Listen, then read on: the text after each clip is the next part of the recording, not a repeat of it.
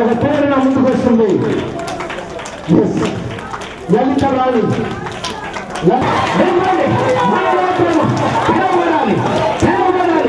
in the name of Jesus. In the name of Jesus. Thank you, Holy Spirit. Thank you, Holy Spirit. Thank you, Jesus. ప్రవచనాలు నా కుమార్తె నీవు ఈ సమయంలో ప్రార్థన చేస్తూ ఉన్నావు. తండ్రి నన్ను నీ మహిమలో నేర్పు, నీ మహిమ కొరకు నేను బలంగా నిలబడతానని ప్రభు ఇప్పుడు నిన్ను తన మహిమలో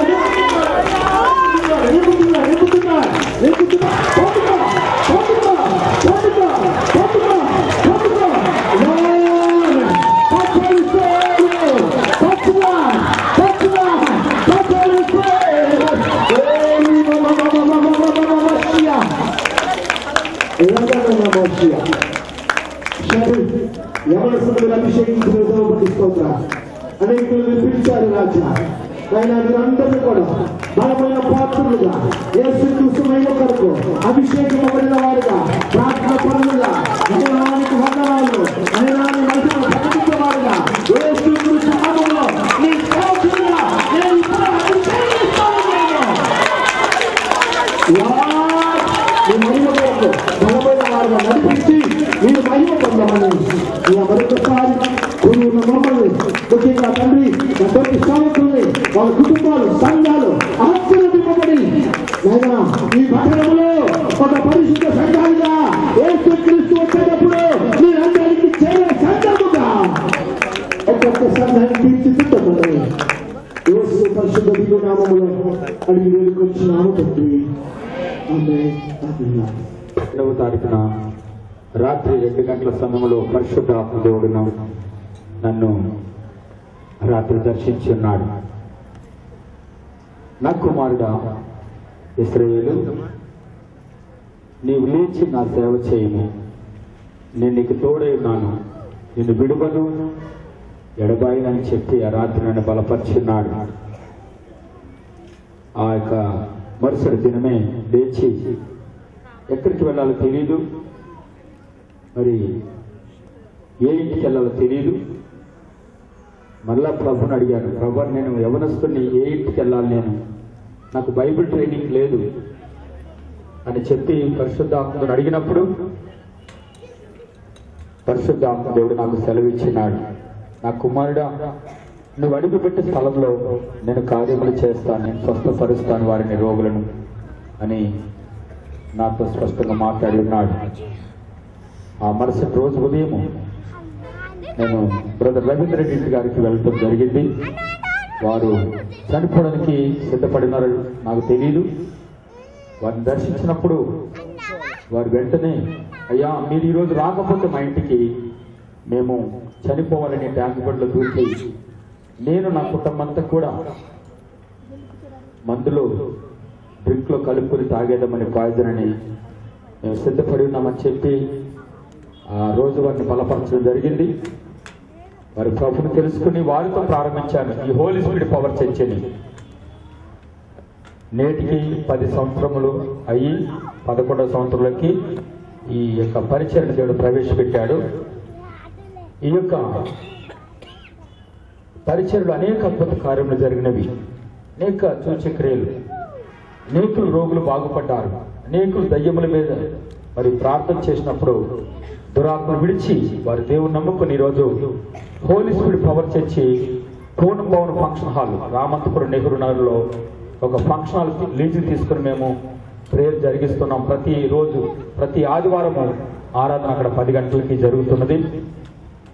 మరి దేవుడు అనేక గొప్ప కార్యములు సంఘంలో చేస్తున్నాడు. మరి సంఘ బిడ్డలు అనేకులు మరి దీవులు పొందుకున్నటువంటి వారు ఉన్నారు. చాలా సాక్ష్యాలు ఉన్నవి. ఈరోజు సమయం లేక చాలా మంది బిడ్డలు చెప్పలేకపోయారు. మరి నేను పాస్టర్ గారు, అమ్మగారి పేరు మేరీ కుమారి, మాకు కుమారుడు జదిత్ ఇజ్రాయెల్. దేవుడు మమ్మల్ని పిలిచిన నాటి నుంచి కూడా నేటి వరకు దేవుడు ఎంతగానో దీవించాడు. నేను హైదరాబాద్ పబ్లిక్ స్కూల్లో జాబ్ చేస్తూ ఉన్నాను దాదాపు 25 సంవత్సరాల నుంచి. మరి దేవుడి చిత్తమైతే దైవజనులు కూడా ప్రవచించున్నారు. అలాగే బ్రదర్ నందన్న గారు కూడా ఆశ, అలాగే నా సంఘ బిడ్డలకున్న ఆశ ఏంటంటే సంపూర్ణ సేవ చేయాలి మా అయ్యగారు. ఎందుకంటే చాలా బాధపడుతుంటారు నా సంఘ బిడ్డలు. ఉదయం 8 గంటలకి డ్యూటీకి వెళ్ళిపోవాలి, సాయంత్రం 6 గంటలకు ఇంటికి వస్తాను. రాగానే కుటుంబ ప్రార్థనలు, తర్వాత గృహాలు దర్శిస్తుంటాను. రాత్రి ఇంటికి చేరే వరకు మేము 12 గంటల సమయం అవుతుంది ప్రతిరోజు కూడా. కానీ దేవుడి చిత్తమైతే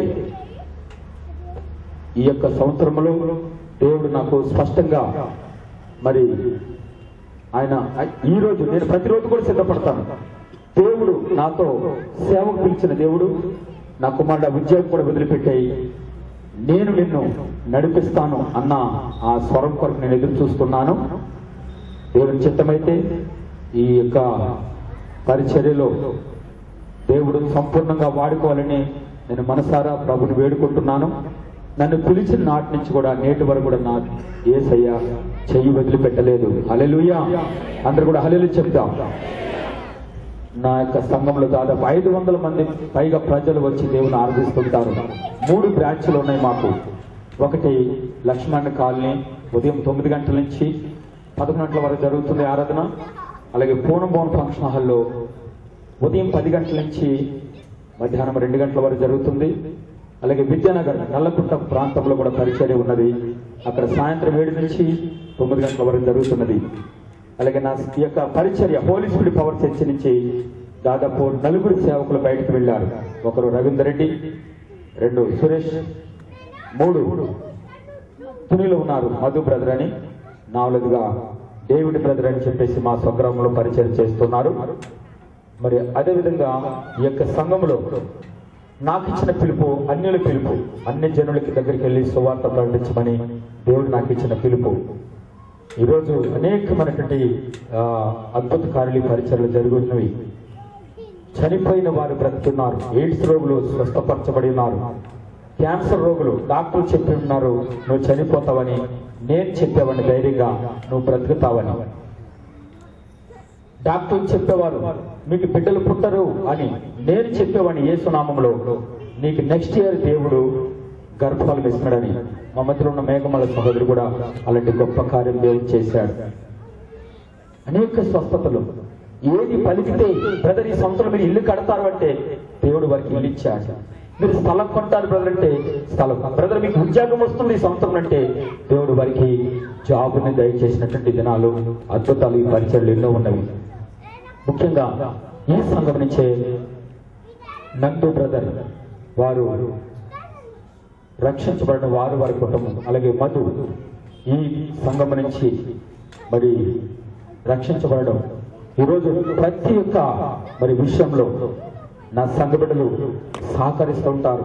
ఈరోజు నా ఒక్కడిగా నేను ఇంత పెద్ద గ్రాండ్ గా మరి చేసేవాడిని కాదు. నా మట్టుకు నేను కేవలము దేవుని కృప, నా సంఘ బిడ్డల యొక్క సహకారంతో ఈరోజు చేశాను. అందులో ముఖ్యంగా నా వెన్నంటి ఉండి నన్ను ప్రతి విషయంలో మరి అన్నా నేనున్నానని బ్రదర్ మధు రక్షించబడిన దినం నుంచి ఈ రోజు వరకు కూడా నాకు ఒక కుడి భుజంగా ఉంటూ ఈ ప్రతి విషయంలో తను ఎక్కువగా రిస్క్ తీసుకుని అన్నా నేనున్నాను, వెళ్దాం, ఎంత రాత్రి అయినా ఏ పనైనా. ఈరోజు ఎంత గ్రాండ్ గా జరగడానికి ముఖ్యంగా తను ఒక పిల్లర్ అని నేను చెప్తున్నాను.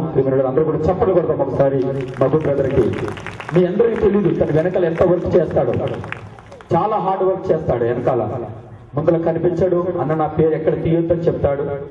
కానీ తను చాలా నాకు విన్నంటుండి యేసయ్య ఇచ్చిన ఒక మంచి గిఫ్ట్ అని నేను అనుకుంటున్నాను మధు బ్రదర్ విషయంలో. దేవుడు వారిని ఇంకనూ దీవించిన గాక. అలాగే నందు బ్రదర్ కూడా ఇక్కడి నుంచి రక్షించబడి ఢిల్లీలో ఏదో ఉన్నతమైన స్థితిలో వారిని దేవుడు దీవించాడు. ఒకసారి నందన్న గారు నన్ను ఢిల్లీ తీసుకువెళ్ళి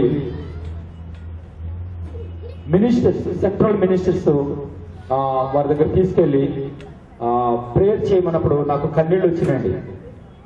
నేను ఎక్కడ ఒక పల్లెటూరులో పుట్టాను, ఈరోజు ఢిల్లీలో సెంట్రల్ మినిస్టర్స్ కి ప్రేయర్ చేస్తున్నానంటే ఒకటి నా దేవుడు నాకు ఇచ్చిన గొప్ప కృప, రెండవది నా సంఘం నుంచి మరి నందన్న గారు రక్షించబడము.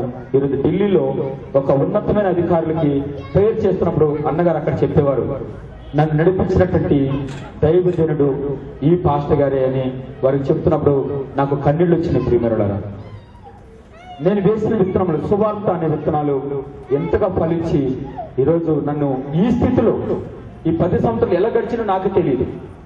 కానీ దేవుడు అనేక అద్భుతాలు ఈ పరిచర్యలు, ముఖ్యంగా నా సంఘ బిడ్డలందరూ కూడా ప్రేమ గల బిడ్డలు, ఎంతగా అమ్మగారు నన్ను ఎంత ప్రేమిస్తారంటే అయ్యగారు అమ్మగారని ప్రతి దాని విషయంలో మమ్మల్ని ఎంతగానో ఆదరిస్తూ ఉంటారు, ఓదారుస్తూ ఉంటారు, ధైర్యపరుస్తుంటారు, అన్ని విషయాల్లో మాకు సహకరిస్తూ ఉంటారు.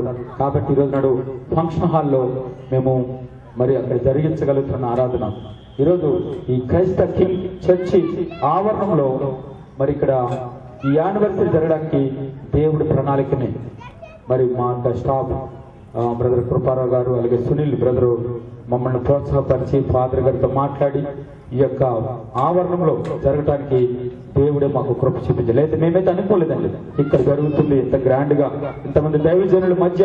మరి నేను పిలవగానే మరి దైవజనులందరూ కూడా ఎంతో ప్రేమతో తమ్ముడిగా నన్ను వారి హృదయాల్లో చేర్చుకుంటూ ప్రతి కార్యక్రమంలో నేను పిలిచిన వెంటనే వారు అన్ని పనులు కూడా మానుకుని వారు వస్తూ ఉంటారు. నిజంగా మీ అందరూ కూడా నా యొక్క హృదయపూర్వక వందనాలన్నా. మరి ముఖ్యంగా ప్రతి విషయంలో మాకు విన్నట్టు ఉన్నట్టు ఎంఎస్ రాజు గారిని బట్టి కూడా నేను దేవుడికి వందనాలు చెల్లిస్తున్నాను.